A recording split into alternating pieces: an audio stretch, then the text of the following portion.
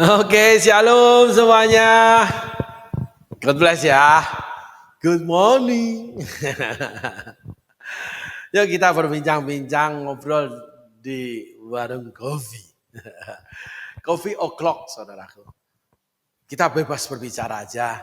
Ini konten yang berbeda dengan disciple ya, saudaraku. Kita bahas dari segala macam arah, tidak terlalu berbasickan piece demi piece pembagian firman Allah kita belajar. Tapi kita coba mempelajari di mana kita membuat parcel kehidupan dari firman Allah, saudaraku.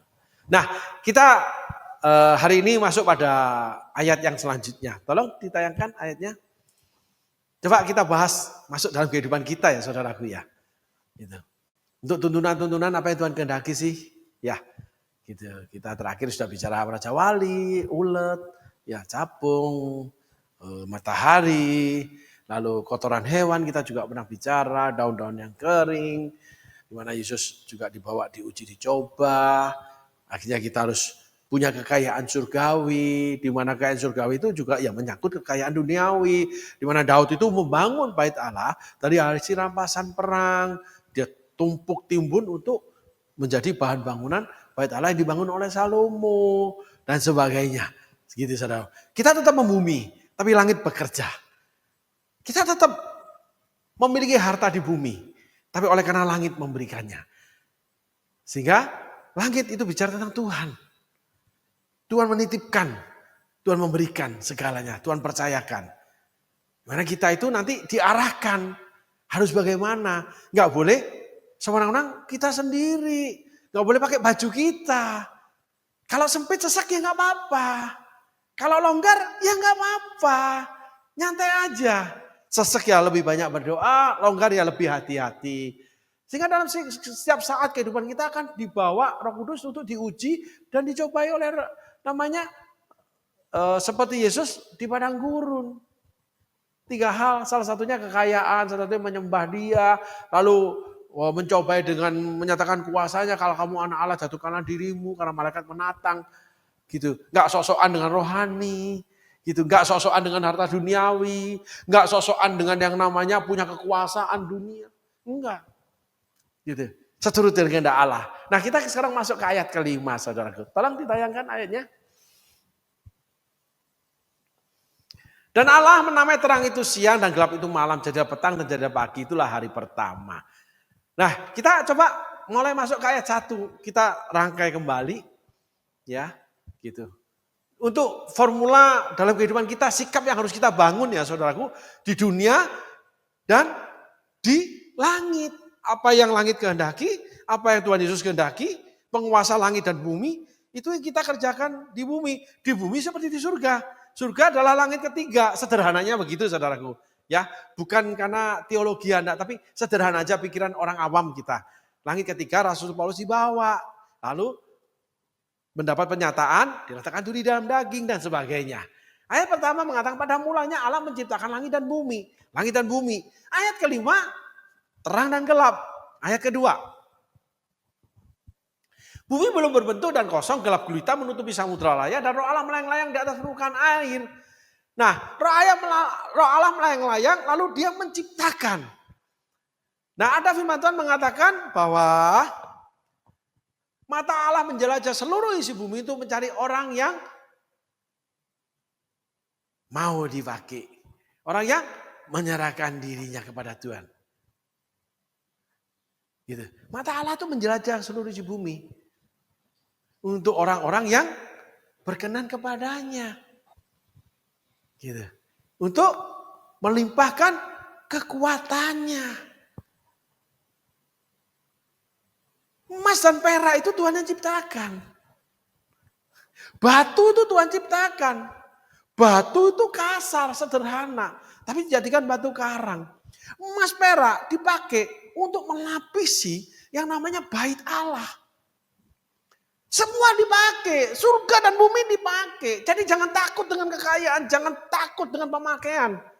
Tapi takutlah akan Allah, karena di sanalah permulaan daripada hikmat, permulaan daripada hidup. Salomo orang paling kaya, dia katakan itu di akhir hidupnya adalah pertobatan dia. Segala sesuatu di bawah matahari sia-sia. Tapi takut akan Tuhan, permulaan dari hikmat. Dia punya hikmat, tak punya takut akan Tuhan. Akhirnya dia menyembah dewa-dewa Kanaan. Akhirnya membangun yang namanya rumah-rumah berhala. Oleh karena mengumbar kesukaan dia. Tentang perempuan yang ada di bumi. Mengumbar kesukaan kita apa yang ada di bumi. Berlebih-lebihan. Itu menjerumuskan kita menjadi penyembah-penyembah. Namanya dewa-dewa di bumi. Dewa uang, dewa kekuasaan, dewa pujian, dewa ini. Semua dewa-dewa. 7 bangsa Kanaan. Salah satunya bangsa Filistin namanya Dagon, dewa perang. Wow, rampas-merampas, memerangi, geser-menggeser, saling bersaing. Itu dunia. Kalau Tuhan tidak.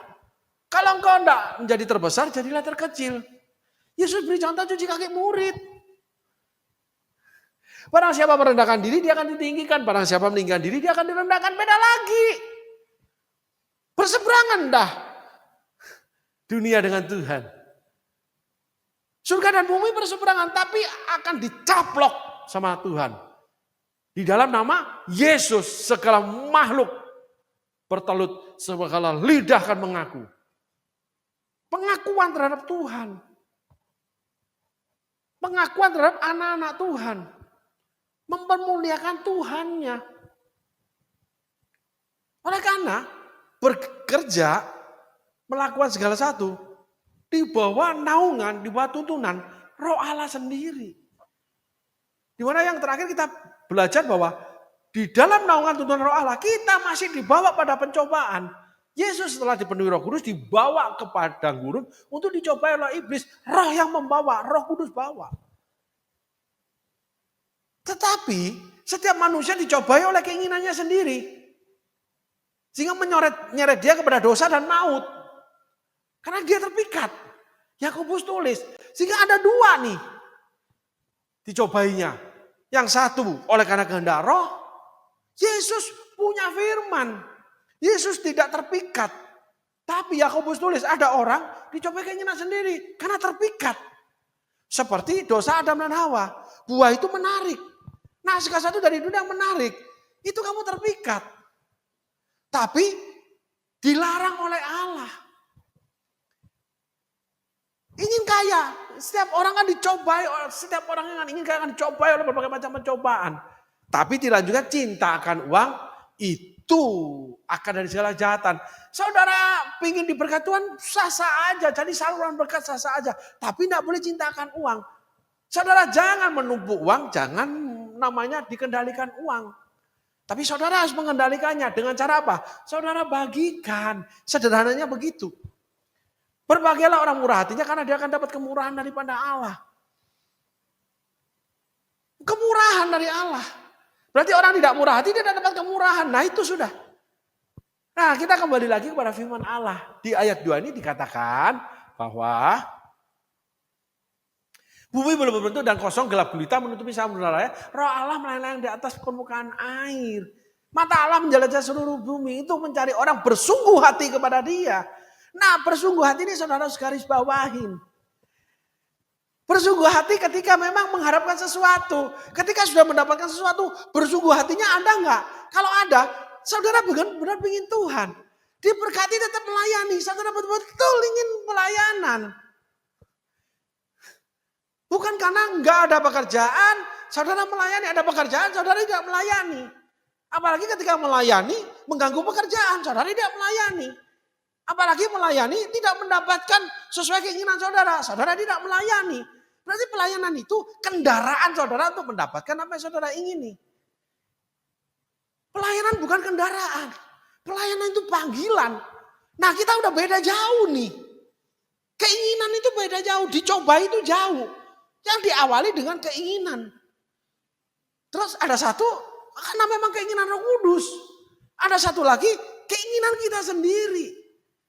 Nah kita melakukan segala sesuatu, apapun kita kerjakan, keinginan Tuhan atau keinginan kita sendiri.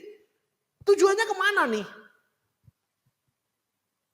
Buah tidak akan lari dari pohon. Buah yang baik akan melahirkan yang namanya, pohon yang baik akan menghasilkan buah yang baik. Pohon yang tidak baik kan menghasilkan buah tidak baik. Ditulis di Alkitab, saudaraku. Yohanes yang tulis itu. Sehingga nanti setelah saudara diberkati, hasilnya tidak baik. Saudara tipu menipu, dusta, saudara kejam dalam perdagangan, saudara licik, saudara menjauh dari Tuhan tidak melayani. Ya itu sudah pohon saudara tidak baik. Dan ingat, segala pohon yang bukan ditanam oleh Bapa akan dicabut bersakar-akarnya.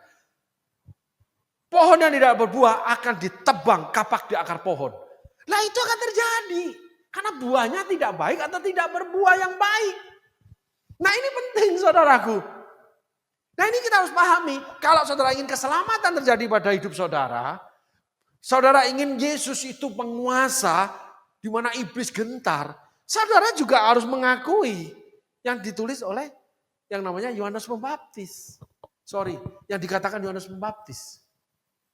Kapak di akar pohon. Pohon yang baik akan melakukan buah yang baik. Yesus yang ngomong. Nah semua harus kita terima. Sehingga tidaklah bisa dimengerti dan gagal paham. Ketika orang tidak mau terima koreksi. Ketika gereja tidak menerima khotbah-khotbah koreksi. Termasuk buat gerejanya sendiri. Ketika anak Tuhan tidak menerima koreksi. Ketika hamba Tuhan tidak mau menerima khotbah-khotbah yang koreksi. Terlalu keras. Wow itu memang tidak boleh. Nah gimana? Harus berhikmat. Dari sisi ini ya, kita boleh pandangan berbeda saudaraku. Ya, setiap orang punya kemerdekaan kok. Silahkan. Tapi pandangan kami seperti ini, khususnya saya. Khususnya saudaraku. Ketika Nabi Nathan datang pada Daud, bukan dikunci berdua di dalam kamar, tidak. Ketika Daud berpuasa untuk anaknya hidup, itu diketahui semua orang. Jadi Nabi Nathan itu berbicara di depan semua orang. Nabi Mikael datang juga berbicara di hadapan semua orang. Sampai ditempelin sama Nabi Zedekia dia. Jadi itu bukan dipermalukan. Itu cara Tuhan membuka aib dosa seseorang. Sehingga kalau nggak bisa dong, kita harus berdua dong. Memang ada Paulus tulis. Bicara 4 mata dulu. Yang terakhir siarkan.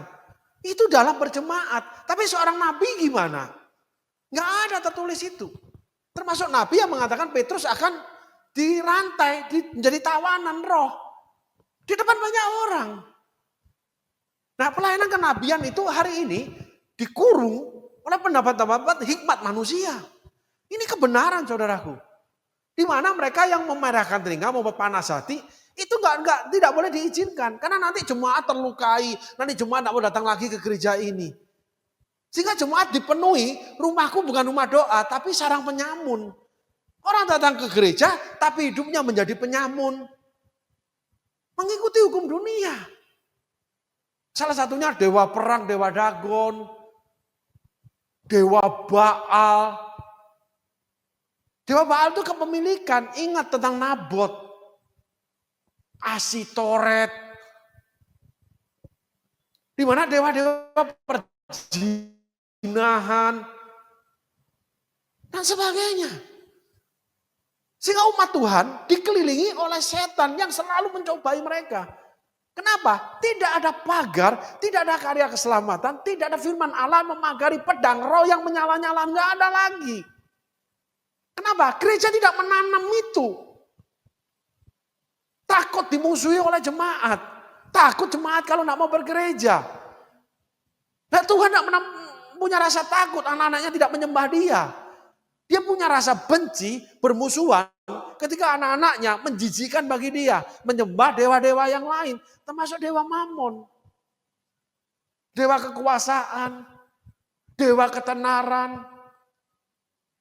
Di mana anak-anak Allah tidak menjadikan dirinya sesuai dengan kehendak Allah. Mengingkari statusnya sebagai seorang ibu yang harus dihormati. Mengingkari status sebagai seorang istri harus menyediakan dirinya terhadap suaminya. Istri-istri tidak tahukah kamu bahwa kamu tidak berkuasa lagi atas tubuhmu. Demikian juga suami. Kamu tidak berkuasa lagi atas tubuhmu. Pasanganmu yang menguasainya. Jadi serahkan tubuhmu sebagai persembahan yang hidup. Karena itu firman Allah. Sehingga nggak bisa kamu ngatur suami untuk bagaimana memperlakukan tubuhmu. Dalam arti hubungan suami istri ya. Gak bisa. Kecuali melanggar Alkitab. Kamu berhak. Oh gak mau aku. Dilanggar oleh Alkitab. Tidak boleh, itu pelanggaran Alkitab. Ya ditulis di Korintus toh. Anal, lalu dengan binatang. Rasul Paulus tulis kok. Jadi gak bisa istri-istri menentukan, oh saya ingin diperlakukan demikian suami, oh saya ingin memperlakukan demikian, gak bisa. Harus saling menyenangkan dalam berhubungan intim. Demikian juga Allah. Roh Allah melayang-layang, mata Allah itu menjadi seluruh bumi untuk mencari orang yang bersungguh hati kepada Dia. Itulah yang namanya Efesus katakan, suami istri itu namanya seperti jemaat dengan Kristus. Suami yang menyelamatkan istri, bukan istri menyelamatkan suami.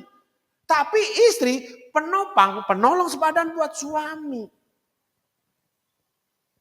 Sehingga suami membersihkan seluruh tubuhnya. Gak ada suami yang tidak membersihkan tubuhnya, gak ada kepala tidak membersihkan tubuhnya, gak ada. Lah itu normalnya Alkitab. Gak bisa istri ngatur suami, istri yang membersihkan suami, gak bisa. Suami membersihkan istri. Jadi kalau suami salah gimana? Kamu topang, kamu tolong, kamu nasihati. Seperti perempuan-perempuan bijaksana. Di mana Sarah memanggil Abraham itu tuan. Perlakukan dia dengan hormat. Tapi ingatkan dia termasuk firman Allah. Rasanya kok aku rasa gak pas deh di hatiku. Papa doa lagi deh. Tapi apapun terjadi keputusan Papa itu mutlak. Tuhan akan bekerja melalui keputusan suami Pak. Aku tunduk terhadap Alkitab. Aku hargai keputusanmu. Begitu. Ada sebuah gereja di mana ada seorang pastor. Ketika dalam diskusi untuk pengembangan gereja. Dia berdiri sendiri di mana 43 hamba Tuhan. Itu berdiri di side yang lain. Dipimpin oleh seorang gembala. Semalam-malaman mereka. Berdiskusi. Berseberangan dalam hal menentukan langkah ke depan. Pada puncaknya, akhirnya Pak Gembala menentukan langkah 43 orang pastor ini. Sorry, diaken. Yang disetujui Pak Gembala. Hamba Tuhan ini enggak disetujui. Tetapi hamba Tuhan ini, oleh karena patuh terhadap firman Allah, hormatilah pemimpinmu, maka dia mengikuti yang di barisan depan. Melangkah lebih dulu. Sehingga dipertanyakan, kok berbalik sikapnya? Kok aneh tadi kayak berkelahi sama kami. Sekarang ambil muka sama Pak Gembala. Bukan. Maka jangan punya negative thinking. Jangan zuzon. Gitu. Jangan menghakimi. Dan hamba Tuhan bicara. Karena keputusan Alkitab, hormati para pemimpin. Karena kepala yang memutuskan. Pak Gembala sebagai kepala jemaat diputuskan, tubuh harus mengikuti. Saya ini tubuh bawahannya. Ya saya ngikutin. Jadi saya bergegas mengikutin. Udah selesai.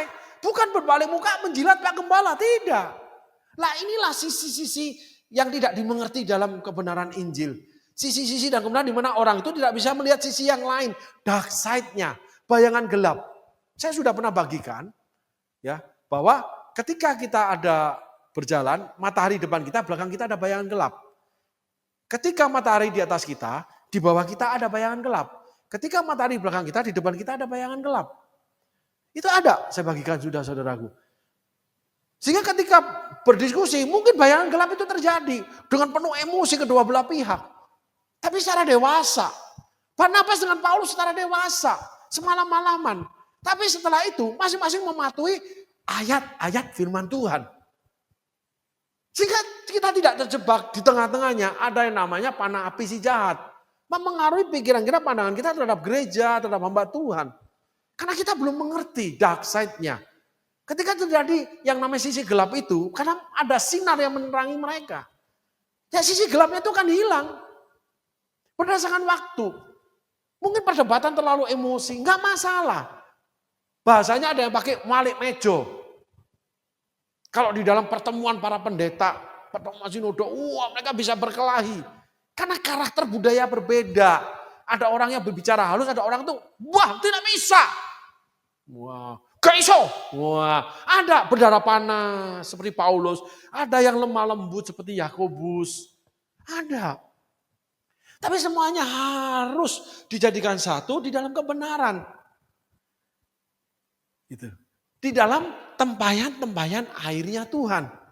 Untuk dihidangkan menjadi anggur-anggur terbaik. Sehingga ketika Pak Gembala melangkah, keseluruhan komponen pelayanan mendukungnya. Karena itu kebenaran Alkitab. Nah, Pak Gembala salah, akhirnya gereja ini ambruk. Lalu 43 diaken dengan namanya hamba Tuhan ini, ya tetap berjalan pelayanannya. Mereka tersebar kemana-mana, diaspora. Kenapa Gembala sudah ambruk? Rumah tangga ambruk, semuanya ambruk, keuangan juga ambruk. Itu bagian Tuhan. Tapi ketemu Pak Gembala, shalom Pak Gem. Gitu. Tetap diperlakukan sebagai seorang, walaupun mantan gembala, tetap dudukan dia karena dia itu pernah jadi gembala. Tetap diperhatikan sama kita. Itu kebenaran Alkitab, saudaraku. Itulah Yosua, itulah Daud yang berhadapan dengan Saul. Saul dibunuh, dia bunuh orang yang membunuh Saul. Kamu berani mengusir orang yang diurapi Tuhan. Daud gak berani karena menghormati firman Allah. Itu namanya bersungguh hati kepada Tuhan. Di mana roh Allah itu melihat, mencari orang bersungguh hati kepada dia. Setelah kita belajar tentang namanya ulat menjadi capung atau menjadi kupu-kupu. Daud itu capung jelas. Tapi Saul tetap menjadi ulat. Musa itu dipretelin kukunya seperti Raja Wali. Paruhnya gak ada. Gembala kambing domba. Tapi setelah itu dia terbang seperti Raja Wali memimpin bangsa Israel, di mana setiap kali ada sesuatu Allah hadir di kemah pertemuan, Allah menebarkan tulah. Allah yang menghukum umatnya. Musa cuma nangis sama Tuhan. Mau dilempari batu sampai mati. Musa menghadap kemah pertemuan, biarkan Tuhan putuskan sebenarnya masalah ini gimana bangsa. Mau dilempari sampai mati. Kisah 12 mengintai. Itulah Musa, lembut hatinya. Nah, hal ini kita harus pelajari karena dia bersungguh hati sama Tuhan. Ketika Musa di padang gurun nggak terus, aduh, gue bosen deh di kemah deh, gue balik aja ke dunia kasih tanah Firaun deh, atau gue balik aja ke Midian aja menjadi anak mantu. Yitro, karena itu rumah mewah ada AC. Enggak, dia tetap di kemah bersama umat Tuhan. Itulah kesetiaan, saudaraku. Apapun terjadi, kita tetap berjalan di dalam yang namanya jejakmu Tuhan sungguh sempurna. Ajarku memahami semua yang kau ingini, agar hidupku puaskan hatimu. Bagimu aku rela sepenuh hati menghamba. Kenapa? Karena bersungguh hati. Sehingga ujian kekayaan datang, ujian namanya sesakan datang, tetap di jalan-jalan perintah Tuhan. Nggak ada lebih, nggak ada kurang. Yang pasti dicukupkan. Di padang gurun pun minta daging dikirimkan burung puyuh melalui angin. Air nggak pernah kurang. Pabrik mineral nggak ada seperti pabrik mineralnya Tuhan. Gunung batu yang namanya batu itu mengeluarkan air. Buat jutaan manusia. 40 tahun saudaraku. Batu karang yang mengikuti mereka. Ditulis oleh Paulus. Baju gak pernah rusak, sepatu gak pernah rusak. Allah memeliharanya. Sehingga jangan lihat namanya panasnya padang gurun. Lihatlah yang awan, yang api.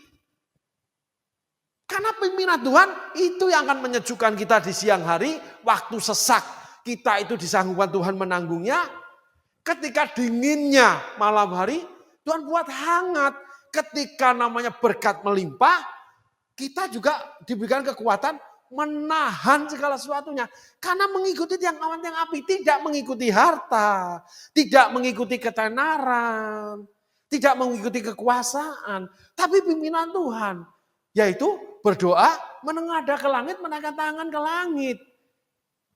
Tetapi ingat, seperti yang pertama kita bicara, kita belajar bahwa Tuhan bawa ke langit ketiga dapat penyataan, dapat berkat, dapat dipakai Tuhan. Tetapi Tuhan meletakkan duri dalam daging. Paulus ngomong, ada iblis menggoda, cabut Tuhan, tarik ini iblis ini. Enggak. Dalam kelemahanmu kuasaku sempurna bekerja. Ya itu, Daud lemah, Tuhan bela, tapi terima akibat. Sakit, mati, anaknya banyak, saling baku bunuh termasuk perkosa. Kalau Paulus enggak, mati dalam damainya Tuhan, mengakhiri pertandingan iman dengan baik. Kaya miskin, dipakai enggak dipakai sama aja. Bagaimana penentuan Tuhan? Karena lebih daripada itu daripada si jahat. Bila ya katakan ya, bila tidak katakan tidak. Lebih daripada itu dari si jahat. Mata Allah menjelajah seluruh isi bumi, saudaraku. Untuk bersungguh hati, itu akan menghadapi ujian. Matahari akan muncul. Karena saudara ketika ikut Tuhan, Tuhan pasti akan berikan sesuatu yang luar biasa dari saudara. Di dalam panggilan dia. Di dalam kebenaran firman Tuhan dia. Tetapi setelah itu saudara akan diuji, dicobai. Diuji, dicobai oleh keinginan sendiri. Sehingga saudara terpikat, lalu berbuahkan dosa dan maut. Tapi ada juga diuji oleh Roh Kudus, diserahkan pada iblis. Yesus itu berdiri teguh di atas kebenaran firman. Yesus nggak mau pindah dari firman Allah. Nggak pakai pikiran manusia, nggak pakai pikiran dunia. BC sudah jadi pakai cara dunia. Pelayanan udah jadi pakai cara dunia. Pemikiran-pemikiran manusia, enggak mestinya baik gini berhikmat dong. Enggak. Salah satu contoh, ketika janda miskin 2 peser 1 duit memberi dalam kekurangan. Ada yang lebih dahsyat lagi, Kisah Rasul. Pengikut Yesus menjual harta miliknya, lalu dipakai bersama, saudaraku. Ketemu kasus yang namanya Ananias Safira. Mereka kurangi mati kok. Sederhananya begitu. Sehingga orang-orang ketika tetap menjadi ulat, dia akan mati rohaninya. Tapi dia tetap hidup loh. Nafasnya aja yang hidup, rohnya mati. Rohaninya mati. Dia tidak bisa menentukan apa-apa. Buru-buru dengan suara Tuhan. Gitu saudaraku. Nah, kita berhenti sampai di sini. Betapa pentingnya matahari itu harus ada dalam hidup kita. Kehilangan matahari itu kena penyakit dunia kita. Betapa pentingnya kita dengan rela masuk di dalam kepompong. Menjadi capung, menjadi ulat gak apa-apa. Tapi life kita itu panjang untuk menjadi karya Tuhan. Demikian juga Raja Wali. Rela paruhnya dihantam-hantamkan ke batu. Sampai copot berdarah. Kukunya dihantam-hantam ke batu sampai copot berdarah. Sakit luar biasa. Bulunya rontok dingin luar biasa. Menghadapi pencobaan Roh Kudus serahkan pada iblis. Wah luar biasa. Tapi setelah itu ku kan terbang tinggi di awan. Bersamamu dalam kemuliaan. Menjadi alat Tuhan lebih dan lebih lagi. Sehingga mengikut Tuhan tidak terbatas waktu. Hizkia diperpanjang umurnya. Hizkia menangis, Tuhan kamu gak lihat aku ikut kamu ya. Aku gak pengen mati, ya udah aku perpanjang deh. Makanya kita berprinsip nih, bahwa di dalam Tuhan, demikian juga seluruh umat manusia, punya kebebasan menentukan apa yang dia ingin lakukan. Dalam segala hal. Tetapi ingat anak-anak Tuhan. Kita dibatasi oleh kehendak Tuhan. Kita dipagari oleh firman Tuhan. Kita nggak bisa melakukan sesuai kehendak sendiri. Yang Rasul Paulus katakan menjadi namanya dipenjara oleh karena Kristus. Pak Petrus dinubuatkan ditawan oleh Roh.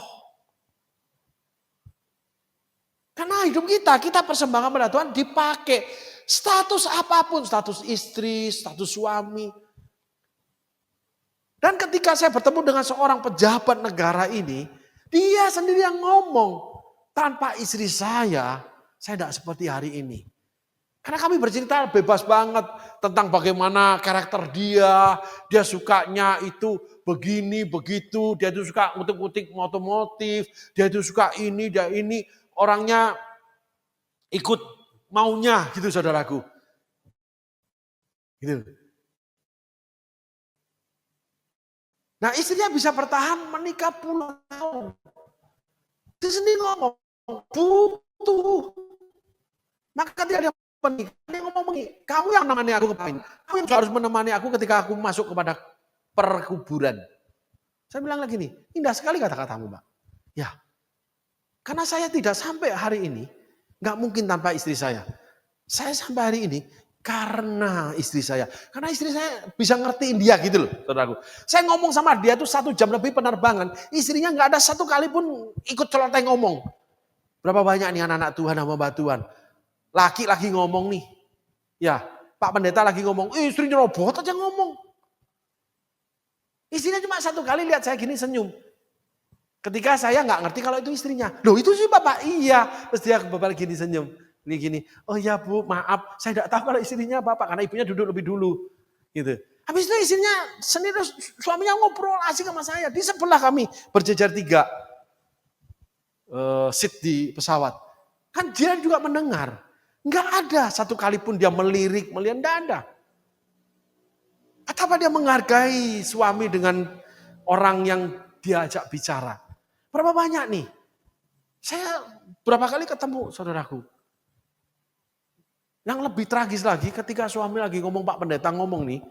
Begitu matanya melirik ke istrinya memandang dengan tajam mulut mukanya. Kalau nggak mau dibicarakan melotot. Langsung suaminya pindah arah.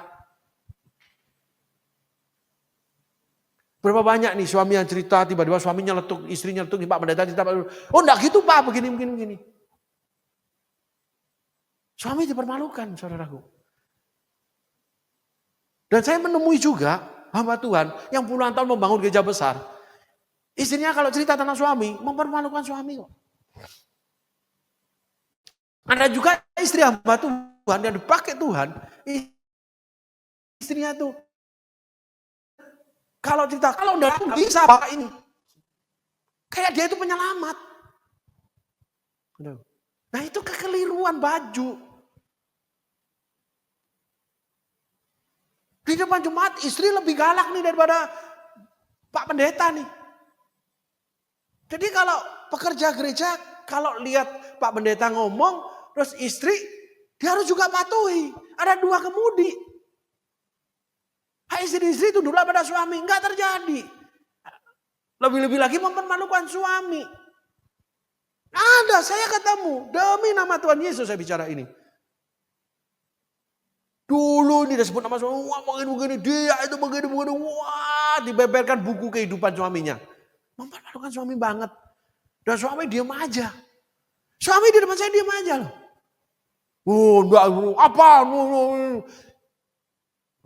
Ada sebuah bahan bercandaan daripada teman-teman saudaraku. Ada teman-teman ngomong gini nih. Nah ini sekarang lagi viral juga nih. Di dunia media sosial ya. Saya ini tidak takut istri. Saya bukan suami takut istri. Tapi istri saya lebih berani dari saya. Itu maksudnya. Gitu. Itu melanggar Alkitab saudaraku. Walaupun ada dosa membawa maut, dosa tidak membawa maut. Tapi tetap aja akibatnya ada. Ini orang-orang kok begini ya. Akhirnya banyak pemikiran-pemikiran negatif. Saudaraku.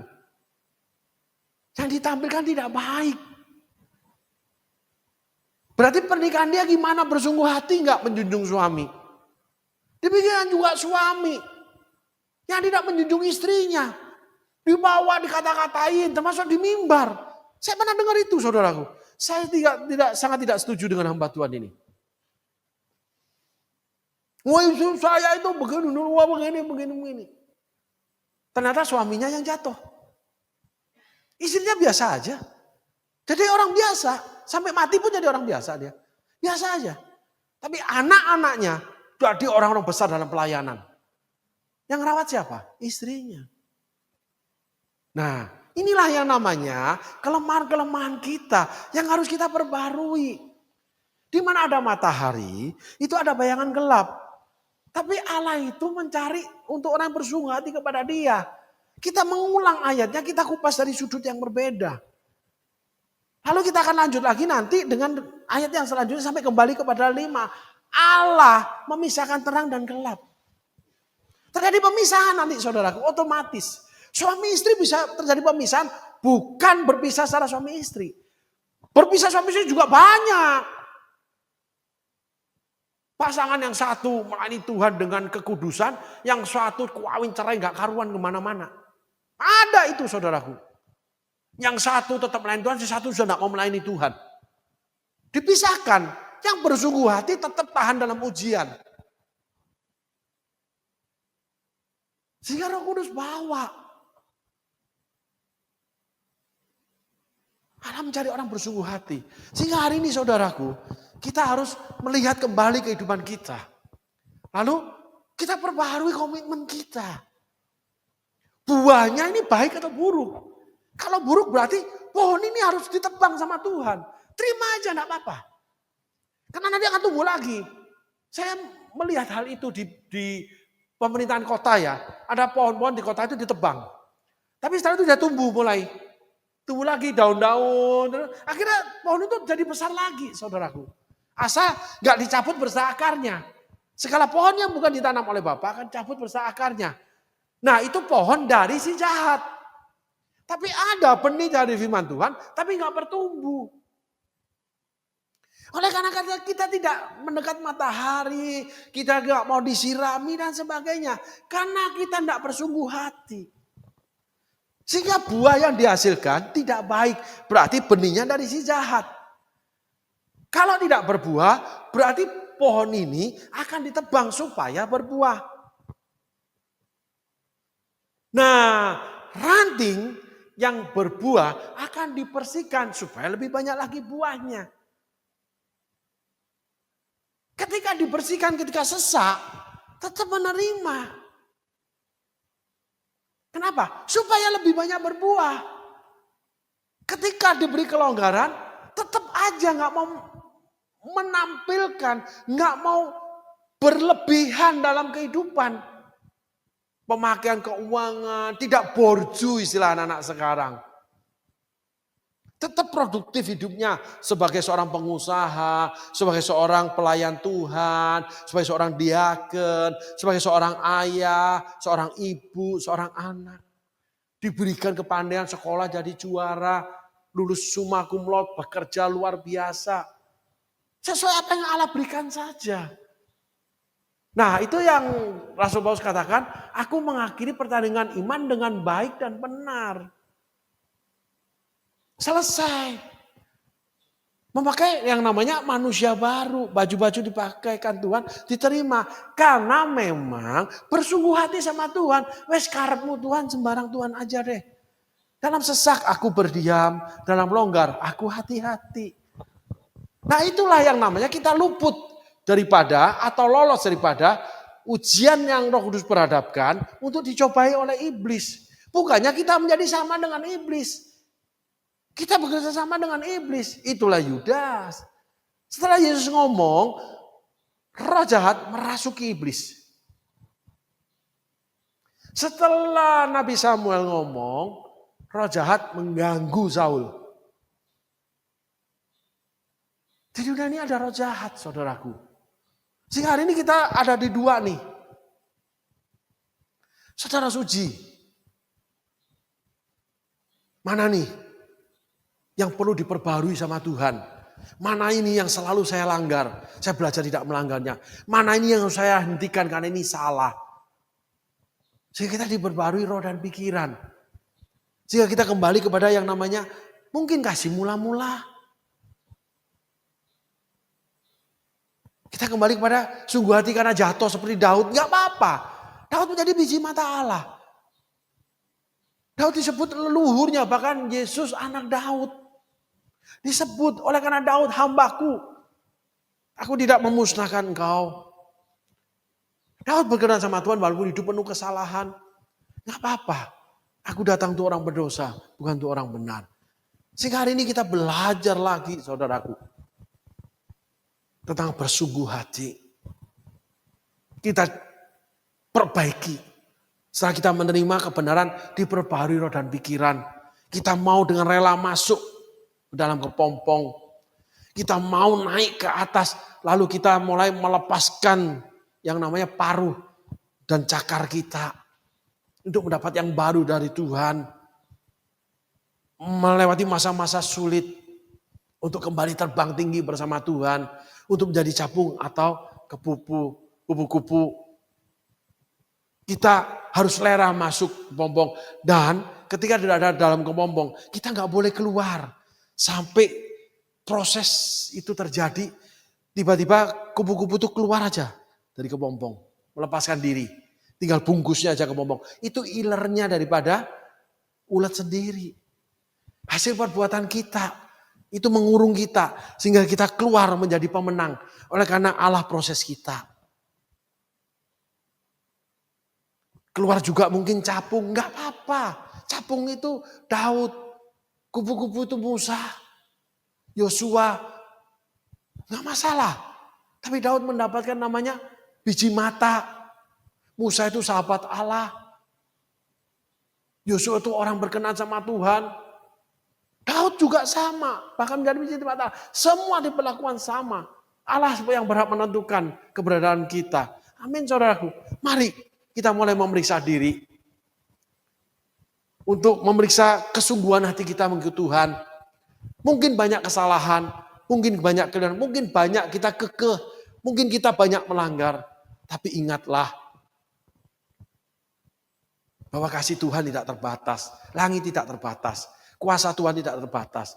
Tetapi yang membatasi Tuhan untuk bekerja. Ketika kita tidak ingin diberikan baju manusia baru. Baik itu yang slim fit, yang sesak. Baik itu yang longgar. Karena kita selalu ingin apa yang kita sukai yang kita lakukan. Mungkin seperti Salomo. Terjebak dalam kesukaan. Mungkin seperti Daud. Terjebak dalam kekuasaan. Sehingga semuanya menjadikan setan memporak-porandakan. Termasuk keturunan daripada Daud. Hari ini kita belajar. Mulai belajar dewasa, mawas diri. Mulai belajar memeriksa diri. Sehingga kita mulai menambah-nambahkan kesungguhan hati kita kepada Tuhan. Untuk terus diperbaharui. Bahkan ketika terjadi sesuatu, kita akan dibawa terbang lebih tinggi lagi. Karena diperbaharui roh dan pikiran, cakar dan paru kita. Amin saudaraku.